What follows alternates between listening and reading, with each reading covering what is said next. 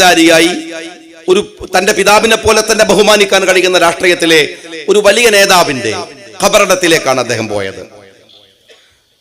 V S Joy ഇവിടെ മത്സരിക്കുന്ന സ്വരാജ്, അദ്ദേഹത്തിനും പോകാൻ ചില ഇടങ്ങളുണ്ട്, ഞാൻ അദ്ദേഹത്തോട് പറയുന്നു.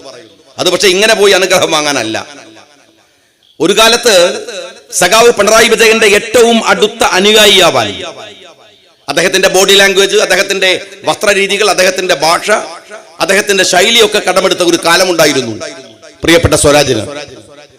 അന്ന് കമ്മ്യൂണിസ്റ്റ് പ്രസ്ഥാനത്തിന്റെ ഏറ്റവും ശക്തനായ അമരക്കാരൻ, അതിന്റെ ഏറ്റവും പ്രാമാണികനായ നേതാവ്, എന്തൊക്കെ വിയോജിപ്പുകൾ നമ്മൾ പറഞ്ഞുകൊണ്ടിരിക്കുമ്പോഴും 10 റുപ്പികയുടെ അഴിമതി ആരോപണം ഉന്നയിക്കാൻ കഴിയാത്ത ഒരു രാഷ്ട്രീയ നേതാവ്, അത് വി എസ് അച്യുതാനന്ദനാണ്. ആ വി എസ് അച്യുതാനന്ദനെ പിതൃശൂന്യൻ, തന്തയില്ലാത്തവൻ എന്ന് വിളിച്ചാണ് സ്വരാജ് അദ്ദേഹത്തിന്റെ രാഷ്ട്രീയ പ്രവേശം സ്റ്റാർട്ട് ചെയ്യുന്നത്. വി എസ് അച്യുതാനന്ദൻ ഇപ്പോഴും ജീവിച്ചിരിപ്പുണ്ട്. അനുഗ്രഹം വാങ്ങാനല്ല, മാപ്പ് പറയാൻ അവിടെ പോയതിനു ശേഷമാണ് സ്വരാജ് ഈ മണ്ഡലത്തിൽ കാലുകുത്തേണ്ടത് എന്ന് സാമാന്യ രാഷ്ട്രീയ ബോധം കൊണ്ട് പറയാൻ അദ്ദേഹത്തോട് ഒരു ഉപദേശം നൽകാൻ ഞാൻ ഈ സമയം വിനിയോഗിക്കുകയാണ്.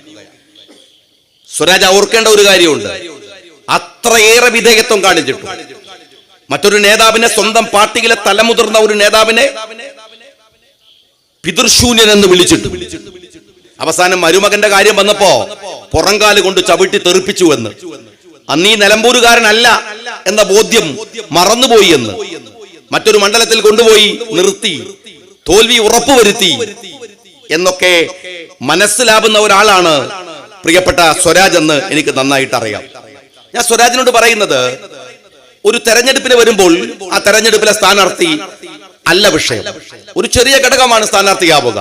അത് ഷൗക്കത്തായാലും അത് സ്വരാജ് ആയാലും ആരായിരുന്നാലും രാഷ്ട്രീയപരമായ വിഷയങ്ങളാണ് ചർച്ച ചെയ്യേണ്ടത്, രാഷ്ട്രീയമാണ് നമ്മൾ തമ്മിൽ സംസാരിക്കേണ്ടത്.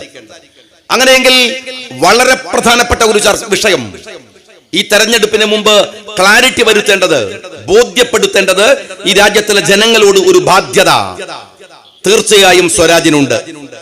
അതെന്താണെന്ന് അറിയാമോ? സ്വരാജിന് ഈ അടുത്ത കാലത്ത് സ്വരാജ് രാഷ്ട്രീയ ചർച്ചകളിൽ നിറഞ്ഞു നിന്നത് യുദ്ധവുമായി ബന്ധപ്പെട്ടാണ്. ആ യുദ്ധത്തെക്കുറിച്ച് സ്വരാജ് ഒരു അഭിപ്രായം പറഞ്ഞു.